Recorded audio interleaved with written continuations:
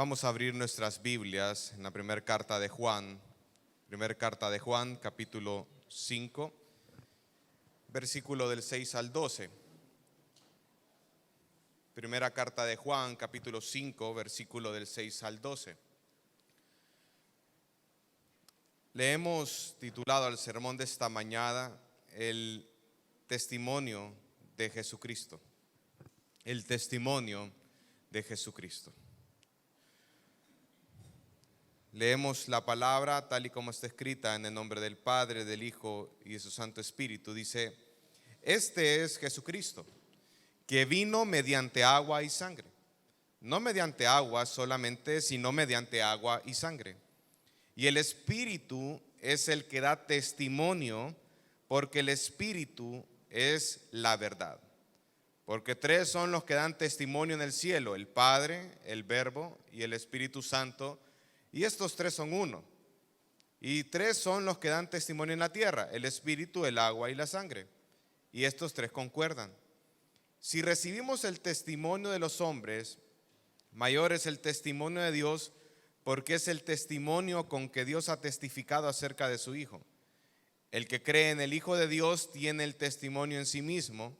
El que no cree a Dios le ha hecho mentiroso, porque no ha creído en el testimonio que Dios ha dado acerca de su Hijo. Y este es el mandamiento, y este es el testimonio, que Dios nos ha dado vida eterna, y esta vida está en su Hijo. El que tiene al Hijo tiene la vida, el que no tiene al Hijo de Dios no tiene la vida. Vamos a orar. Padre bueno que estás en el cielo, gracias te damos, Señor, por esta oportunidad que nos das de venir y como iglesia poder aprender de las Escrituras, Señor. En esta mañana vamos a aprender acerca de Jesucristo, el Hijo de Dios, el testimonio viviente, Señor. Y te damos gracias porque es a través de tu Hijo que nosotros podemos tener vida eterna, redención, salvación. Te pongo en tus manos esta predicación y que sea tu Espíritu Santo el que nos confronte, el que nos consuele, el que nos exhorte, el que nos ayude, Señor, en este proceso de santificación para llegar a ser a la estatura del varón perfecto que eres tú. En el nombre de Jesús hemos orado. Amén y amén. Puede tomar su asiento, amado hermano.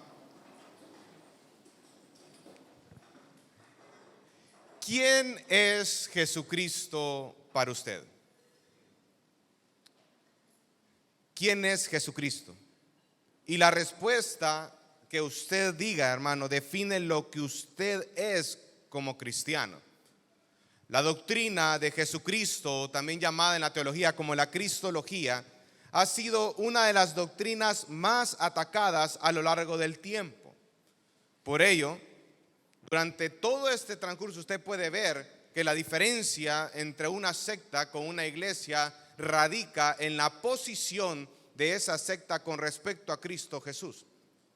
Las sectas, las falsas enseñanzas, no creen que Jesús es Dios. La iglesia sí creemos que Jesucristo es Dios. Entonces, una de las doctrinas principales que usted debe de reconocer y que usted debe de entender, y si una iglesia la sostiene y otra iglesia no la sostiene, si la sostiene es mi hermano en Cristo, si no la sostiene es un impío, es la doctrina de Cristo. Y fíjense que es muy curioso porque durante los siglos 4 y 5 y por un periodo aproximado de siglo y medio, los líderes de la iglesia se enzarzaron en serios debates cristológicos. Y el progreso hacia el consenso se ve reflejado en lo que se ha dado en llamar a los 4 primeros concilios. Quizás sea más fácil explicar las conclusiones de estos concilios. Para que usted vea la magnitud de esta doctrina, se establecieron 4 concilios en los que se tocaron estos temas acerca de Jesucristo. Por ejemplo, el concilio de Nicea fue en el año 325. En ese concilio se estableció que Jesús es verdaderamente Dios. Pero ¿cómo se llegó a esa conclusión? La causa de este concilio fue una falsa enseñanza de Arrio, quien enseñaba que Cristo no era Dios. Aunque sí, primera y más perfecta de sus criaturas, Él no era eterno, ya que tuvo su principio, porque hubo un tiempo en que no era y fue creado de la nada. Ojo, lo que Arrio sostenía es de que Jesucristo era un ser creado. Y al atacar ese punto, ¿qué está atacando, hermano? Está atacando la preexistencia de Jesucristo. Y se está diciendo que Jesucristo, si Jesucristo no es preexistente, no es Dios. Entonces está atacando la divinidad. Como resultado a esa falsa enseñanza, a esa herejía, se dio una respuesta, y ese fue el credo niceno, donde se afirmaba que nuestro Señor Jesucristo fue engendrado. Pero el término engendrado no quiere decir que fue creado. El término engendrado habla acerca de la misma sustancia con el Padre, que es verdaderamente Dios. Luego el siguiente concilio fue el concilio de Constantinopla en el año 381, donde se concluyó que Jesucristo es verdaderamente humano. Y el trasfondo de este concilio fue la enseñanza de Apolinar, que negaba que Jesús tuviera una verdadera alma o mente humana, de modo que tras ratificar contra Arrio la verdadera naturaleza divina de nuestro Señor Jesucristo, ahora el concilio de Constantinopla afirmaba contra esa falsa enseñanza que estaba diciendo Apolinar, que Jesucristo es completamente humano.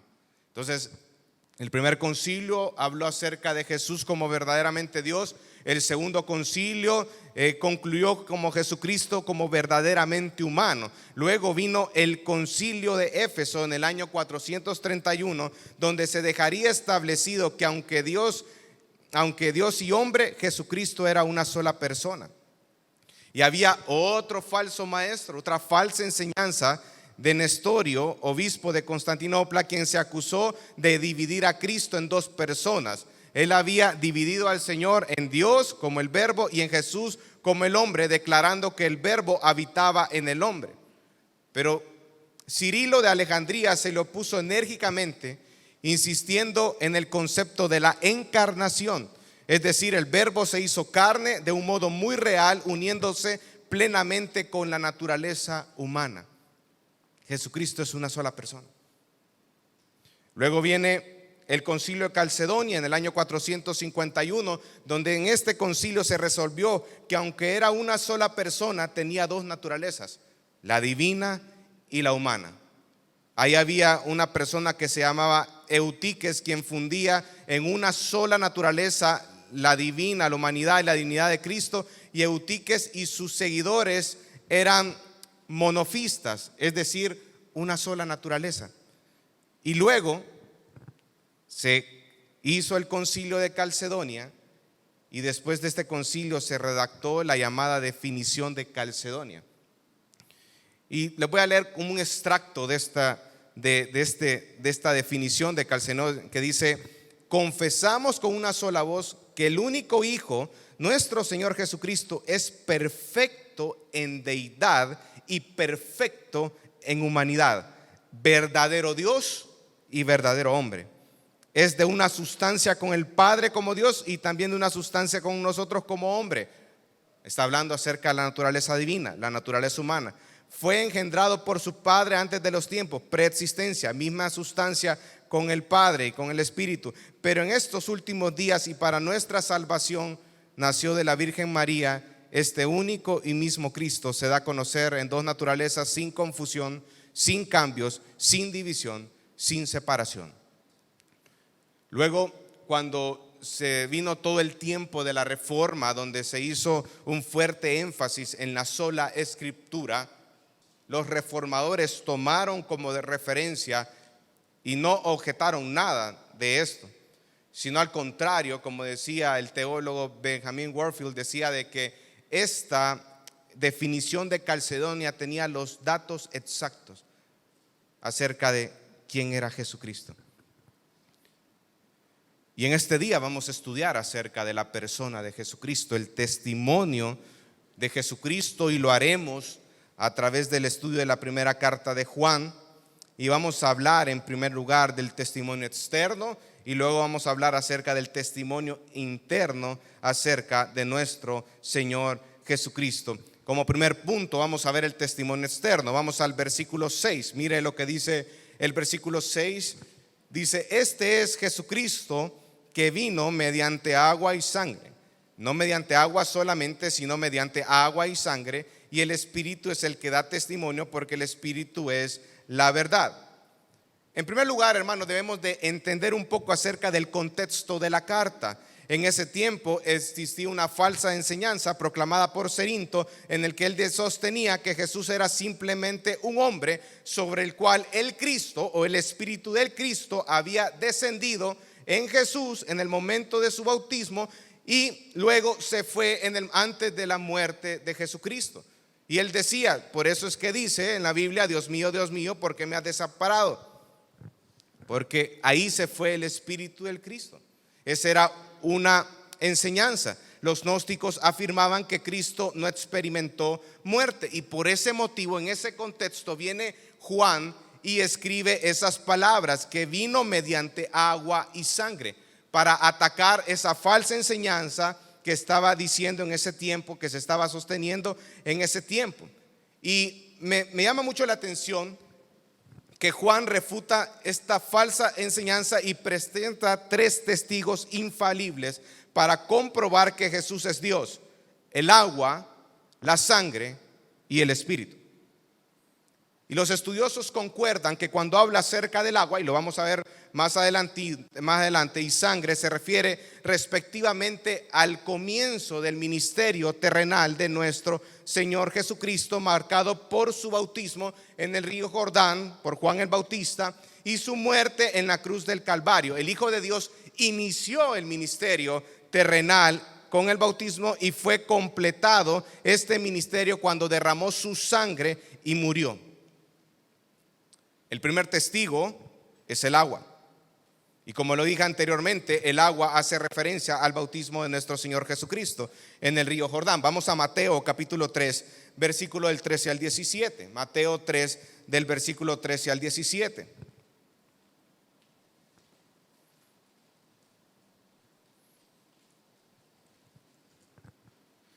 Dice su palabra, dice: entonces Jesús vino de Galilea a Juan al Jordán para ser bautizado por él. Mas Juan se lo ponía diciendo: yo necesito ser bautizado por ti, y tú vienes a mí. Pero Jesús le respondió: deja ahora, porque así conviene que cumplamos toda justicia. Entonces le dejó, y Jesús, después que fue bautizado, subió luego del agua, y aquí los cielos fueron abiertos, y vio al Espíritu de Dios que descendía como paloma y venía sobre él. Y hubo una voz de los cielos que decía: este es mi Hijo amado, en quien tengo complacencia. El testimonio que dio el Padre en cuanto al Hijo en el comienzo del ministerio de Jesús, nosotros lo podemos observar aquí en Mateo 3, del 13 al 17. En realidad, lo que el Señor estaba diciendo prácticamente en su palabra es que el Padre estaba autentificando, si lo podemos decir así, el comienzo del ministerio terrenal de nuestro Señor Jesucristo. Ahora bien, volvamos a Primera de Juan. Mire lo que dice en Primera de Juan capítulo 5, versículo 6. Dice que vino mediante agua, pero a la par del agua pone sangre. El Padre dio otro testimonio a medida que se fue acercando el momento de la muerte de Jesucristo. Y habló desde el cielo, y esto aparece registrado en Juan 12, 28. Dice: Padre, glorifica tu nombre. Entonces vino una voz del cielo que respondió: lo he glorificado y lo glorificaré otra vez.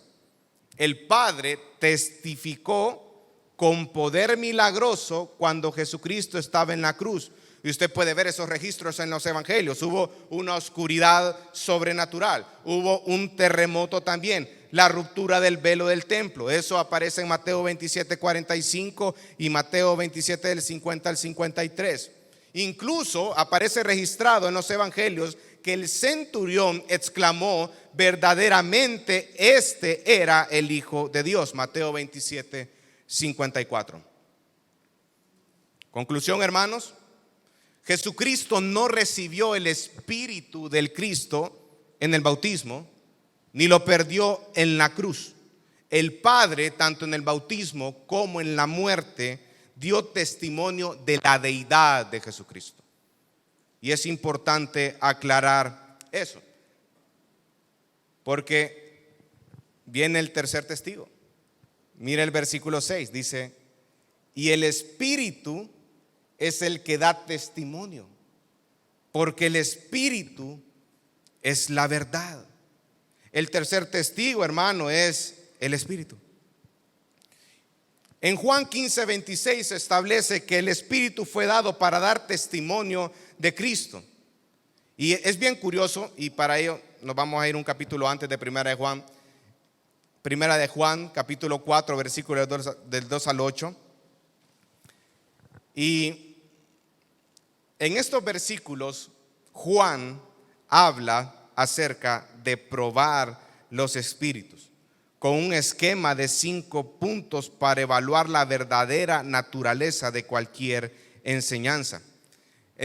Cuando estaba preparando este estudio, hermanos, me llamó mucho la atención de que Jonathan Edwards, cuenta la historia que Jonathan Edwards estudió este pasaje de Primera de Juan, capítulo 4, versículo del 2 al 8, y aplicó los principios de esos versículos a lo que se conoció como el gran despertar.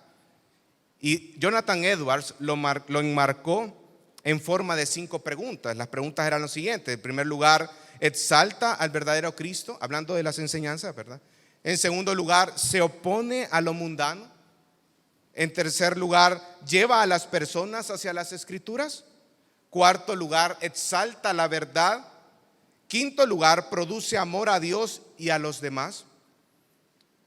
Ojo, si usted toma cualquiera de estas 5 preguntas y la pasa por filtro, usted va a reconocer si lo que usted está aprendiendo en la iglesia es una falsa enseñanza o es la enseñanza bíblica. Pero por razones de tiempo y porque no me quiero desviar mucho del tema, solo vamos a tomar la primera pregunta, que dice: exalta al verdadero Cristo. Vamos a Primera de Juan 4, 2, dice: en esto conoced el Espíritu de Dios, dice. Todo espíritu que confiesa que Jesucristo ha venido en carne es de Dios, y todo espíritu que no confiesa que Jesucristo ha venido en carne no es de Dios. Y este es el espíritu del anticristo, el cual vosotros habéis oído que viene y que ahora ya está en el mundo. Debemos de entender que la verdadera obra del Espíritu Santo exalta al verdadero Cristo, su persona y su obra. Una verdadera obra del Espíritu guía siempre y necesariamente a las personas a la verdad sobre el Señor Jesucristo. No se pierdan, no se pierdan. Como lo observa el pastor Steve Lawson, dice que el deseo del Espíritu Santo es que nos centremos en Jesucristo, no en Él mismo. Ese es el ministerio principal del Espíritu. Él nos está señalando a Jesús, llevándonos a Cristo con mayor claridad. Cuando el Espíritu Santo se convierte en un fin en sí mismo, entonces hemos malentendido su ministerio. También lo destaca Kevin DeYoung de la forma siguiente: dice, exaltar a Cristo es la evidencia de la obra del Espíritu. El enfoque de la iglesia no está en la paloma, sino en la cruz. Esta es la forma en que el Espíritu actuaría. Como Packer afirma, el mensaje del Espíritu para nosotros nunca es: mírame, escúchame, ven a mí, conóceme, sino siempre mira a Cristo y observa su gloria, atiéndelo y escucha su palabra, ve a Él y ten vida, conócelo y saborea su don de gozo y paz. Por lo tanto, hermano, una verdadera obra del Espíritu Santo direcciona a las personas primordialmente a exaltar a Cristo como Señor soberano y a poner su atención en Él. El Espíritu resulta más glorificado cuando honramos al Hijo. Ahora, póngase a pensar en la cantidad de iglesias cristianas, entre comillas, que dicen de que están en el movimiento del Espíritu Santo. donde hay mucho frenesí, hay risa santa. Las personas prácticamente es como un show que empiezan a mostrar, las personas están derribando a otras personas. ¿Cuál es el énfasis de todos estos movimientos? Exaltan a Jesucristo, porque según la Biblia, el ministerio del Espíritu Santo radica en apuntar hacia Jesucristo. Y si la respuesta es que su camino no está hacia donde Cristo, no es una iglesia cristiana, hermano. La iglesia tiene que ser el punto donde se exalte la persona de Jesucristo. Y me encanta porque cuando el Espíritu resulta más glorificado cuando honramos al Hijo. O sea, el Hijo no va a estar a un lado del Espíritu, no. El Espíritu va a dar testimonio de lo que el Hijo está haciendo. Por eso es tan importante que en nuestra iglesia se esté predicando el Evangelio de nuestro Señor Jesucristo, porque todo va de la mano, hermano. Todo va de la mano. En la iglesia se tiene que exaltar a Cristo, exaltar su obra, porque es a través de esa obra en la cruz del Calvario que los pecadores tienen un nuevo corazón y ahora obedecen los mandamientos estipulados en las Escrituras. Eso es el verdadero movimiento del Espíritu. No es lo que nosotros estamos acostumbrados a ver. Volvamos a 1 de Juan 5, mira el versículo 8, dice que y 3 son los que dan testimonio en la tierra: el Espíritu, el agua y la sangre. Y estos 3, dice, concuerdan. Es decir, que dicen lo mismo. Y según la ley mosaica, en Deuteronomio 19:15 establece lo siguiente: que no se tomará en cuenta a un solo testigo contra ninguno en cualquier delito ni en cualquier pecado en relación con cualquier ofensa cometida. Solo por el testimonio de 2 o 3 testigos que se mantendrá la acusación. En otras palabras, hermanos, los 3 testigos dicen lo mismo. El agua, la sangre y el Espíritu Santo están en completa consonancia. Los 3 van juntos. Por eso es que Juan dice en el versículo 8, el Espíritu, el agua y la sangre, estos 3 concuerdan, testifican acerca de quién es Jesucristo. Vamos al versículo 7. Versículo 7 dice: porque 3 son los que dan testimonio en el cielo: el Padre, el Verbo y el Espíritu Santo, y estos 3 son unos. Es bien interesante porque en los manuscritos originales no se menciona este versículo, hermano. Sin embargo, me gustaría destacar un poco de las relaciones Padre, Hijo y el Espíritu Santo dentro de la Trinidad. Y una de ellas es la estructura de autoridad, sumisión que existe eternamente en las 3 personas de la divinidad. Cuando hablo acerca de una estructura de autoridad y sumisión, no estoy hablando de que el Padre es más que el Hijo, ni que el Hijo es más que el Espíritu Santo. No, en esencia, Padre, Hijo, Espíritu Santo, en esencia, en sustancia, es el mismo Dios. Pero cada uno tiene su función particular. Y eso lo podemos ver por ejemplo, en primera carta de Pedro. Vamos a primera carta de Pedro, hermano.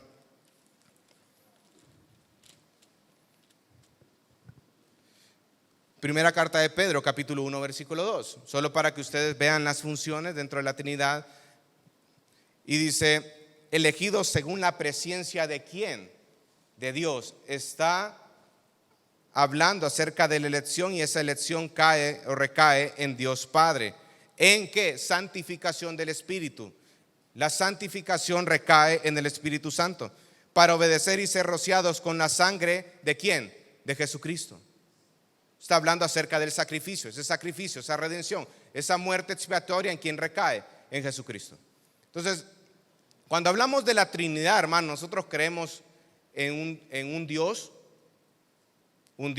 3 personas, y cada esa persona es plenamente Dios, en todos sus atributos, en toda su esencia. Cuando hablamos de la omnipresencia, por ejemplo, de Dios, lo tiene Padre, Hijo y Espíritu Santo. Cuando hablamos acerca de la santidad, Padre, Hijo, Espíritu Santo. Cuando hablamos acerca del amor, cuando hablamos acerca de la ira, cuando hablamos de cualquier atributo divino, tanto comunicable o incomunicable, estamos hablando que en esencia Padre, Hijo, Espíritu Santo, como son Dios, es Dios mismo, lo tienen. Entonces, cuando hablamos de una estructura de autoridad, sumisión, marca la propia naturaleza del ser eterno de aquel que es tres. En esta estructura de autoridad y sumisión, las tres personas entienden el lugar correspondiente que cada uno tiene, funciones. El Padre posee un lugar de autoridad y el Hijo es el Hijo eterno del Padre eterno. ¿Se acuerda que hablamos acerca de el engendramiento del Hijo? El término engendrado, hermano, no quiero que me malentiendan, no estamos hablando de que el Hijo es un ser creado, porque al afirmar que el Hijo es un ser creado, estamos diciendo que no es el creador de todas las cosas y que no es Dios. Sino que en Hebreos capítulo 1, versículo 5 y en Salmo 2 habla acerca de que mi hijo eres tú, yo te he engendrado hoy. Pero ese engendramiento en realidad lo que está hablando es la misma esencia con el Padre, es el mismo Dios. Como nosotros lo concluimos hace 2 sermones cuando hablamos acerca de Juan, del Evangelio de Juan capítulo 5, cuando Jesucristo les refuta a los fariseos y Él les dice, miren, el Padre le ha dado al Hijo y el Hijo tiene la autoridad y tiene vida en sí mismo. Concluimos en el sermón de hace 2 semanas del que el tener vida en sí mismo es un atributo que se llama la autoexistencia o la aceidad. Y el único que es autoexistente y que no necesita de nadie es Dios mismo. En otras palabras, Jesucristo estaba concluyendo, yo soy Dios. Por eso hago las cosas que mi Padre me ha mandado a mandar. Entonces, hermano, el Espíritu se somete al Padre y al Hijo, pero esta sumisión, hermano, no es que estamos bajando de nivel a una de las 3 personas de la Trinidad. No, hermano, no es eso.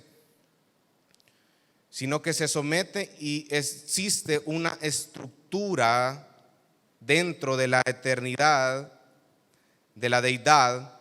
Y aunque también es eternamente cierto que cada persona es totalmente igual entre sí, en su esencia comúnmente poseída, las implicaciones son a la vez múltiples y maravillosas cuando reflexionamos esta estructura de autoridad, sumisión, que no solo es aceptada, sino que es honrada, apreciada y confirmada dentro de la divinidad. Es precioso estudiar la Trinidad desde esa lupa, desde esa perspectiva, hermano, porque nos ayuda a nosotros a entender mucho acerca de la esencia de Dios, de quién es.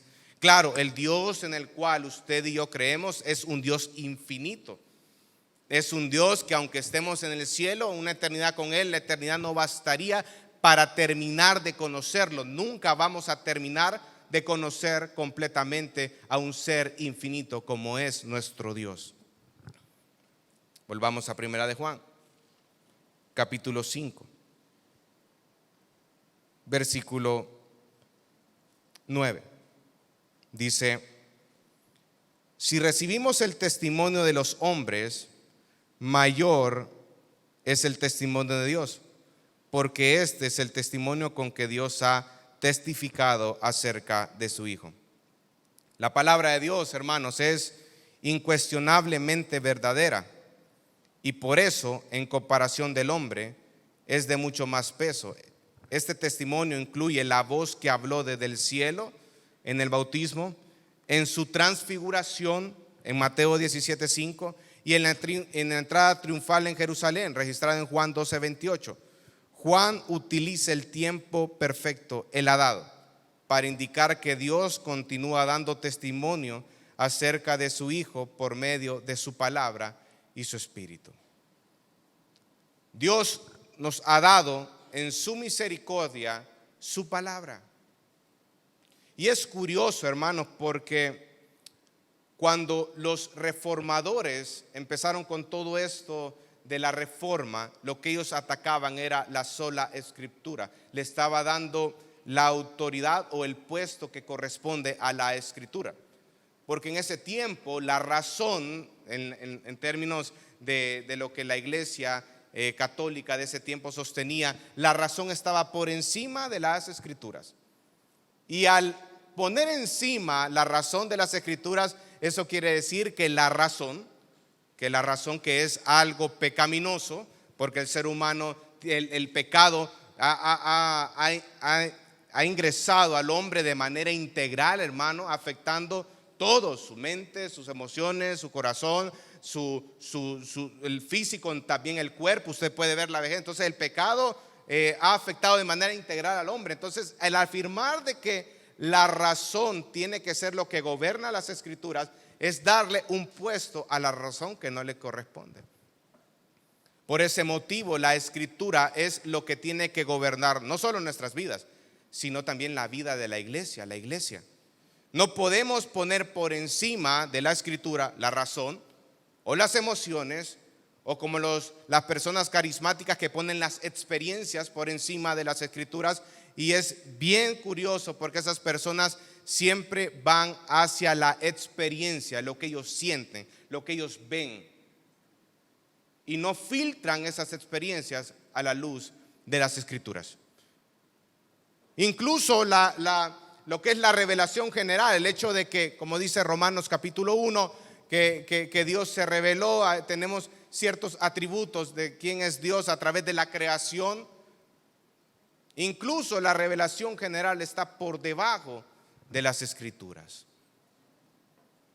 porque las escrituras, como dice en 1 Timoteo 3:16, dice que es inspirada por Dios, exhalada por Dios, y es útil para enseñar, para redarguir, para corregir, para instruir en justicia, a fin de que el hombre de Dios sea enteramente preparado para toda buena obra. Entonces, las escrituras, toda la escritura es inspirada, exhalada por Dios. Es la voz de Dios, es el aliento de Dios, es palabra de Dios, hermano.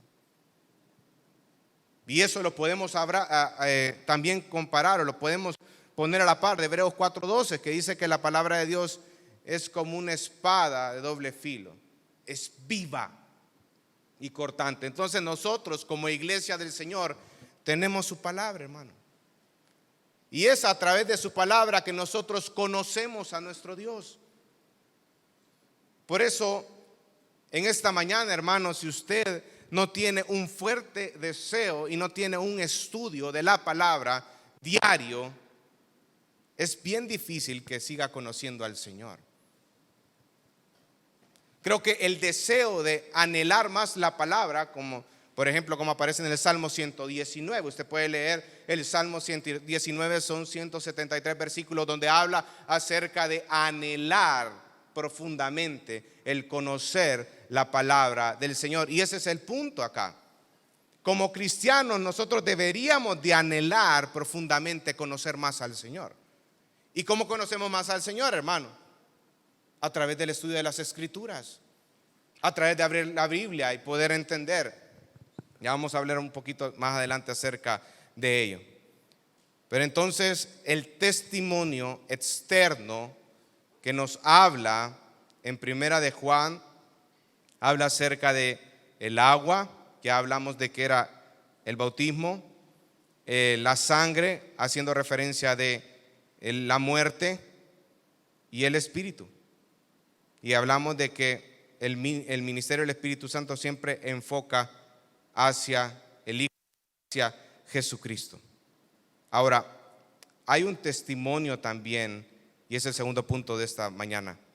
Ahí está el testimonio interno. Mira el versículo 10, dice: el que cree en el Hijo de Dios tiene el testimonio en sí mismo.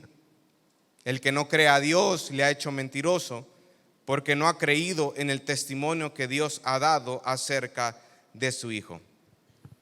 El testimonio interno del Espíritu Santo. Uno de los teólogos que habló muchísimo acerca de ello y que me encantó era Calvino. Y él sostenía lo siguiente, decía: si queremos pues proveer los mejores medios para nuestras conciencias, a fin de que no sea continuamente llevada de acá para allá por las dudas, y que no vacilen ni se estanquen y tropiecen en el más pequeño obstáculo, nuestra convicción de la verdad de las Escrituras debe venir de lugares más elevados que las conjeturas, juicios o razones humanas. Debe venir del testimonio secreto del Espíritu. O sea que usted responde a las Escrituras porque hay un sello del Espíritu Santo en su corazón.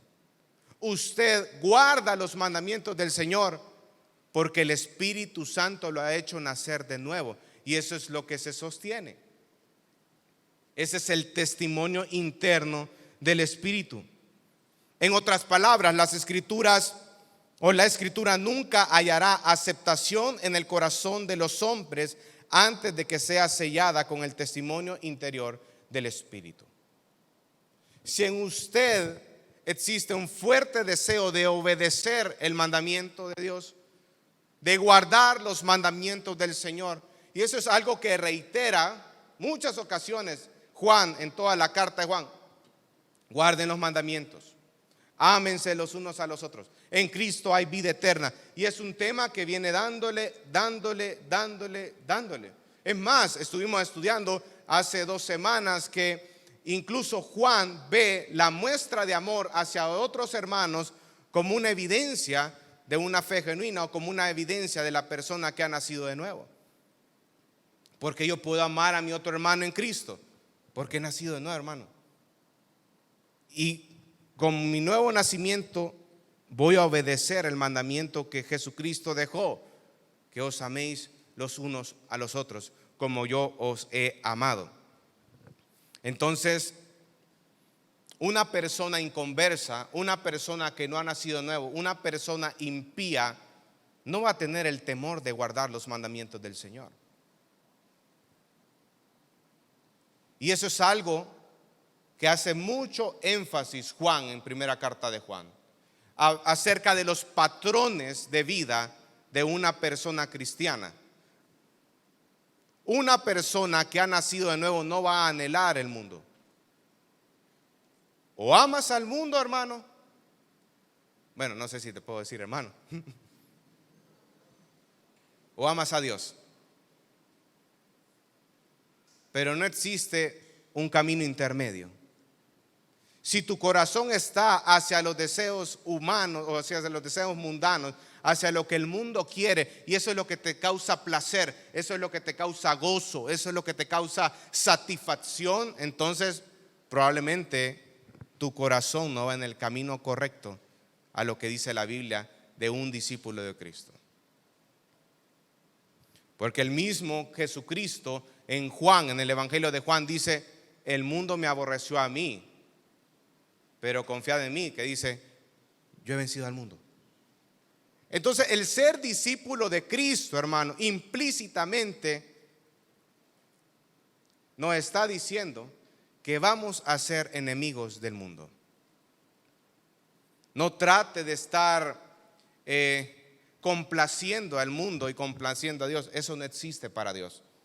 Si usted está complaciendo al mundo, no está complaciendo al Señor.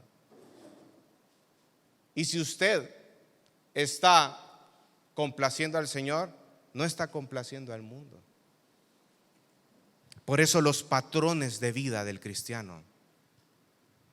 Si usted se hace un fuerte examen acerca de este año que está pasando, cómo usted ha crecido en el Evangelio, qué aspectos Dios está trabajando en usted, porque lo que usted es, hermano, si usted ha nacido de nuevo, es la obra del Espíritu Santo en su corazón. Y la obra del Espíritu Santo apunta ¿a quién? A Jesucristo. Y nosotros, ¿cuál es? Según Romanos capítulo 8 nos dice de que ¿cuál es qué es lo que Dios va a hacer en nosotros? Que nosotros nos parezcamos más a Jesucristo. ¿Usted se parece a Jesucristo cada día más? ¿O se aleja de la persona del Hijo? Porque eso es algo que redunda y constantemente achaca y hace énfasis Juan acerca de los patrones de vida. Un cristiano no va a tener un hábito pecaminoso en su vida, porque si ha nacido de nuevo, el cristiano, el Hijo de Dios, la persona que ha nacido, que tiene un corazón, que tiene al Espíritu Santo como sello, se va a arrepentir de su pecado, y arrepentimiento es ya no más, seguir adelante, apuntando a Cristo Jesús. Pero lo que dice Juan es que esa persona que anda continuamente en esos hábitos de pecado, probablemente esa persona, con las evidencias de sus hechos, probablemente esa persona no ha nacido de nuevo. No estamos hablando de salvación por obras, estamos hablando acerca de la evidencia de una fe genuina. Mire el versículo 11. Dice: y este es el testimonio, que Dios nos ha dado vida eterna, y esta vida está en su Hijo. El testimonio de la vida eterna en Jesucristo. Para lograr una mejor comprensión en este punto, vamos a ir a Juan capítulo 20. Juan capítulo 20, versículo 30 al 31.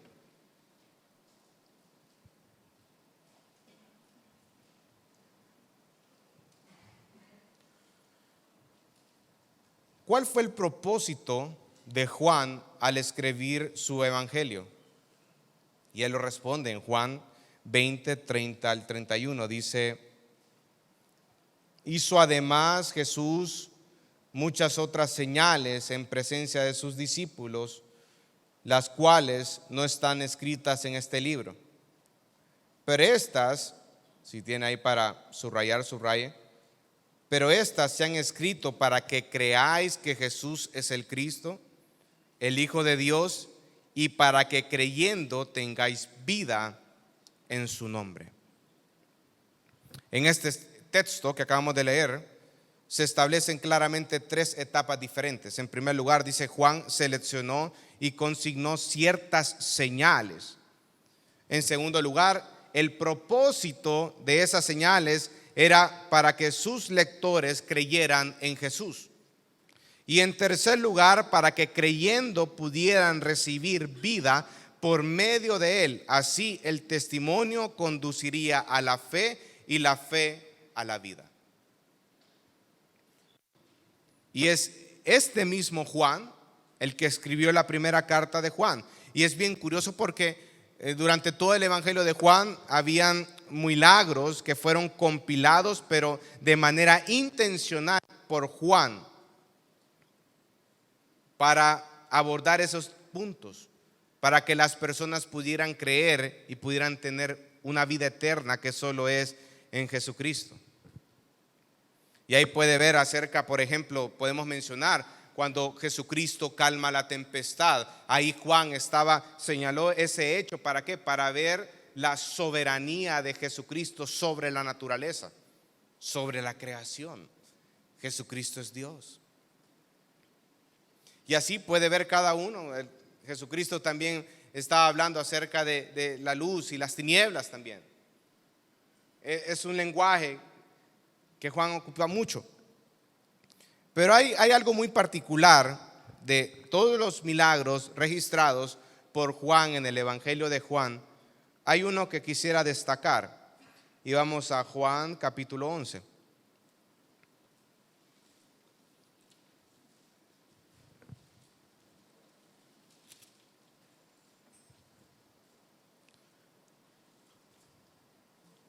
Juan capítulo 11, que es acerca de Lázaro.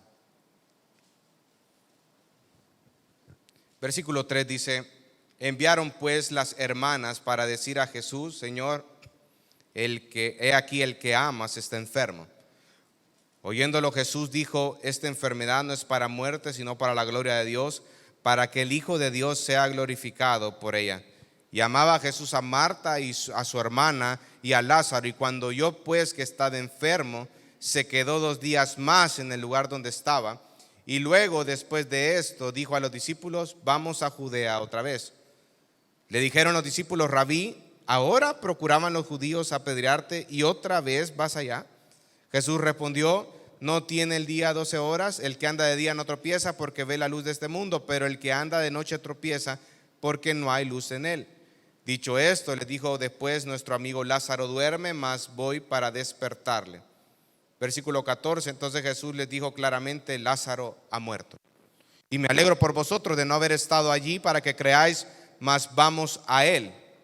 Y de ahí en el versículo 17, si usted ve el título, dice: Jesús, la resurrección y la vida. Y aquí donde me quiero meter un poquito más. Dice que Jesús fue donde estaba Lázaro y halló que hacía ya 4 días que Lázaro estaba en el sepulcro.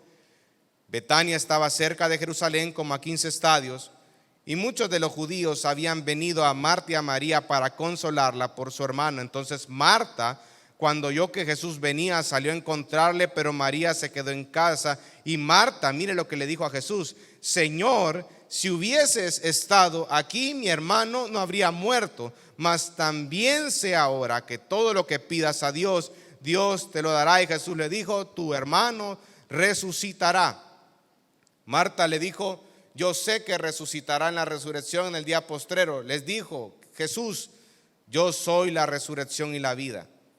El que cree en mí, aunque esté muerto, vivirá. Y todo aquel que vive y cree en mí, no morirá eternamente. ¿Crees esto? Le dijo: sí, Señor, yo he creído que tú eres el Cristo, el Hijo de Dios, y que has venido al mundo. Es bien curioso, porque a lo largo de este relato, de este acontecimiento, se desvelan fuertes emociones de Jesucristo encarnado. Cuando las personas empiezan a atacar la humanidad del Hijo, aquellas personas que niegan tanto la deidad como la humanidad de Cristo, como lo dijimos al inicio, no son personas que comparten la misma fe. Y muchas veces nosotros vemos la humanidad de nuestro Señor Jesucristo como algo menos, hermano, y no lo podemos ver así. Porque aquí podemos ver, por ejemplo, que Jesús gimió con ira e indignación ante la muerte. Y eso lo puede ver en el versículo 33. Literalmente se conmovió profundamente y lloró, compadecido con las hermanas Marta y María. Pero es curioso que la respuesta de nuestro Señor Jesucristo ante lo de Lázaro, le dijo: no te preocupes, yo soy la resurrección, yo soy la vida. Resurrección y vida. Y ese mismo argumento es el que Juan está utilizando en la primera carta de Juan. Él está hablando acerca de que el testimonio Jesucristo es que Jesucristo, en él hay vida, y esa vida es una vida eterna. Solo en Jesucristo existe esa vida, y en él hay resurrección. Y esa es la confianza que nosotros tenemos como cristianos, hermanos. Por eso podemos decir que nosotros hemos nacido de nuevo, porque es a través de Jesucristo, es a través de su sacrificio, es a través de lo que Él ha hecho en la obra de la cruz del Calvario que nosotros podemos tener una comunión con Dios. Es a través de toda la obra de nuestro Señor Jesucristo que nosotros podemos ser reconciliados con Dios. Nosotros estábamos muertos en nuestros delitos y pecados. Nosotros amábamos nuestros pecados, amábamos el mundo, éramos impíos, pero vino Jesucristo, vino el Padre en primer lugar, nos escogió desde antes de la fundación del mundo, y es a través del Hijo que nosotros ahora podemos decir que somos salvos. Pero todo gira en torno ¿a quién? A Jesucristo, hermano. A Jesucristo. Toda nuestra vida gira en torno a Él. Y esa verdad tiene que permear mi corazón. Esa verdad tiene que permear mi vida. Mi vida tiene que girar en torno a esa gran verdad. Si Jesucristo fue el que me dio la vida, si Jesucristo fue el que fue sacrificado en la cruz del Calvario, hermano, entonces Él me compró con su sangre en la cruz del Calvario, y es por ello que yo me debo a Él. Es por ello que yo debo de obedecerlo. Es por eso que Él es mi Señor. Es por eso que Él es mi amo, es mi redentor, Él es mi salvador. Y al hablar acerca de que Él es mi amo, estamos diciendo que Él es el dueño de mi vida y es soberano. Él puede hacer lo que Él quiera con mi vida. Y la confianza del cristiano está que lo que Dios hace en mi vida es para glorificarse a Él. Ahora, imagínense enfrentarse la vida bajo esa perspectiva. Que el cristiano enfrente las situaciones adversas de su vida, llámese enfermedades, llámese problemas, llámese lo que sea, hermano, bajo la lupa de Jesucristo. Y ese es un problema de hoy en día, que nosotros no vemos la importancia de poder crecer en el conocimiento de quién es Jesucristo, porque a medida que yo vaya conociendo y conociendo más acerca de Jesús, más acerca de su obra, mi corazón se tiene que volver en agradecimiento a todo lo que Él hizo, hace y hará en mi vida. Él es la resurrección y la vida. El mismo Jesús en Juan 14:6 dice: yo soy el camino, la verdad y la vida, y nadie viene al Padre si no es a través de mí. Solo es por medio de Jesucristo que nosotros podemos reconciliarnos con el Padre. Por eso esta doctrina de Cristo es una doctrina muy atacada por Satanás y por los falsos maestros y por el mundo, porque le quita al hombre toda aquella soberanía que el hombre cree tener. Y en otras palabras le está diciendo a los hombres: ustedes no pueden, ustedes no sirven. El único capaz de poder cambiar ese corazón a un corazón que adora al Señor es Jesucristo. Jesucristo es suficiente. Pero cuando a las personas se le atenta contra su soberanía, contra aquella capacidad de poder ellos decidir lo que ellos quieren hacer, ellos lo ven como una tremenda molestia, hermano. Pero el cristiano no lo tiene que ver así, hermano. Esa doctrina o esa teología que hay detrás de la suficiencia de Cristo en nuestra vida es algo increíble, hermano. Porque no hay factores externos que pueda quitarte a ti el hecho de que solo en Cristo tú eres suficiente. No necesitas nada más. Por eso es que volvamos a Primera de Juan. Dice, y ese es el testimonio, versículo 11, que Dios nos ha dado vida eterna y esta vida está en su Hijo. El que tiene al Hijo tiene la vida, y el que no tiene al Hijo de Dios no tiene la vida. Amado hermano, la vida eterna es un regalo, es un don de Dios, es un regalo por gracia, inmerecido. No es algo que nosotros podamos ganar con nuestras obras.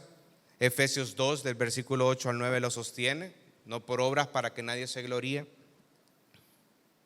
Pero este regalo es una persona cuyo nombre es Jesucristo.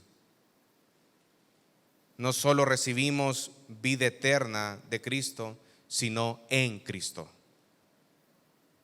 Todo lo que el cristiano es en Cristo. Es por lo que Cristo ha hecho en la cruz del Calvario. El que tiene al Hijo, dice la palabra en Primera de Juan 5:12, tiene la vida. No solo la vida, no solo vida, sino dice la vida que es verdadera. Esto quiere decir la vida eterna.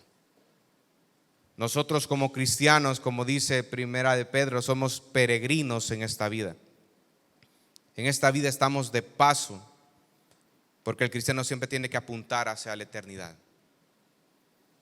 Cuando los hermanos en Cristo están pasando por dificultades fuertes y me toca ir a visitarles o hablarles por teléfono, ¿verdad?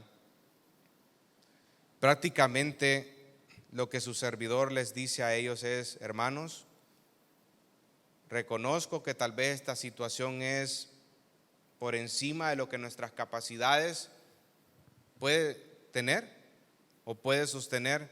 Sin embargo, haga lo que está haciendo siempre. Redireccione, apunte a Cristo, apunte hacia las Escrituras, vea la vida eterna, hermano. Hay preciosas y grandísimas promesas en la persona del Hijo.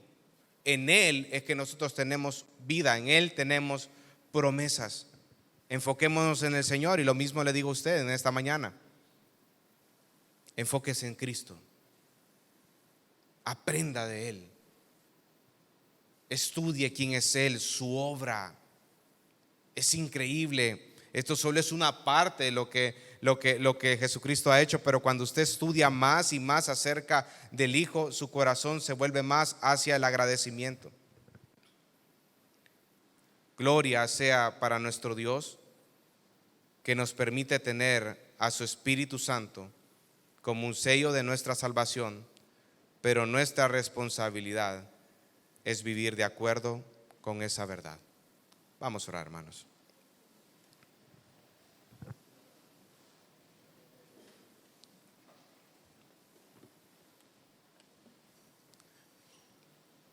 Padre, te damos gracias por esta oportunidad que nos da de venir aquí y poder aprender más acerca de ti, Señor. Más acerca de tu palabra.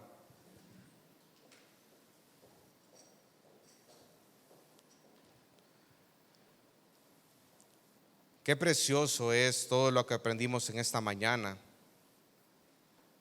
acerca de Jesucristo, según Primera de Juan.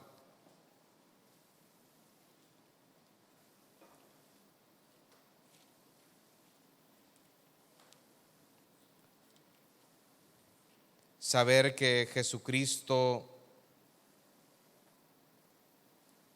es el que me da la vida eterna es una verdad por la cual yo tengo que vivir.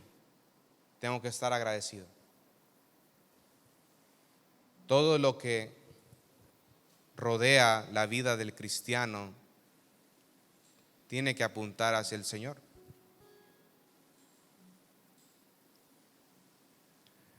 Hermanos, no sé por qué situaciones están pasando en este momento, pero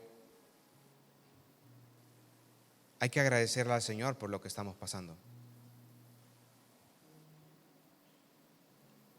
porque es parte de su propósito en mí, que es glorificar cada día más a Jesucristo a través de mi vida. ¿Quién es Cristo? Es Dios mismo. Es el Verbo de Dios.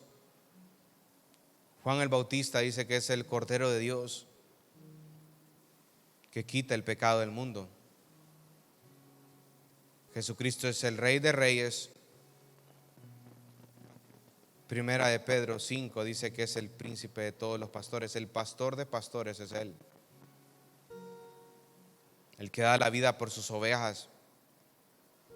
Él es el Salvador, es el Redentor, es el que nos reconcilia con el Padre. Es el sumo sacerdote perfecto, según Hebreos. Es el pan de vida. Es la verdad.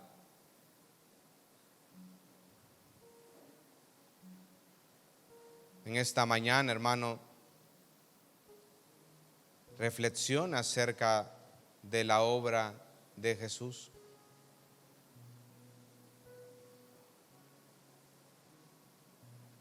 Acerca de su sacrificio en la cruz del Calvario. Y no haga menos la humanidad del Señor Jesucristo. Él sufrió ese dolor en la cruz del Calvario. Él fue tentado también y lo vemos en las Escrituras. ¿Y por qué nuestro Señor Jesucristo se encarnó? Para hacer ese sacrificio perfecto. para morir en lugar de usted y de mí, para poder aplacar la ira de Dios sobre nosotros por nuestro pecado. Al que no pecó, lo trató como un pecador, y la ira de Dios se derramó sobre él para que ahora yo pueda disfrutar de esta salvación tan grande y estas preciosísimas promesas. Por eso te cantamos y te alabamos en esta mañana, Señor, con esta preciosa alabanza. Me glorío en Jesucristo, quien con su sangre me compró. Fueme a la culpa que lo traspasó y lo colgó en aquella cruz. Me glorío en Jesucristo, quien el poder del mal venció. Mi esperanza ante el santo juez, elijo mi justicia es, elijo mi justicia es.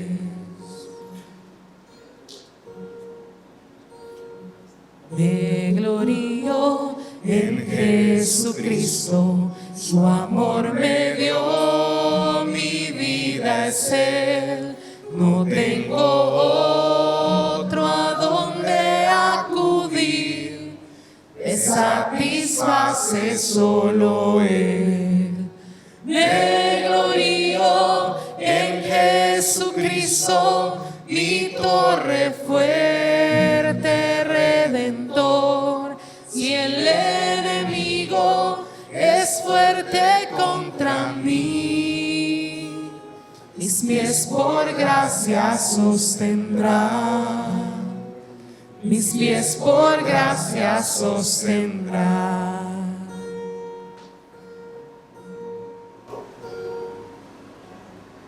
Sí, Señor.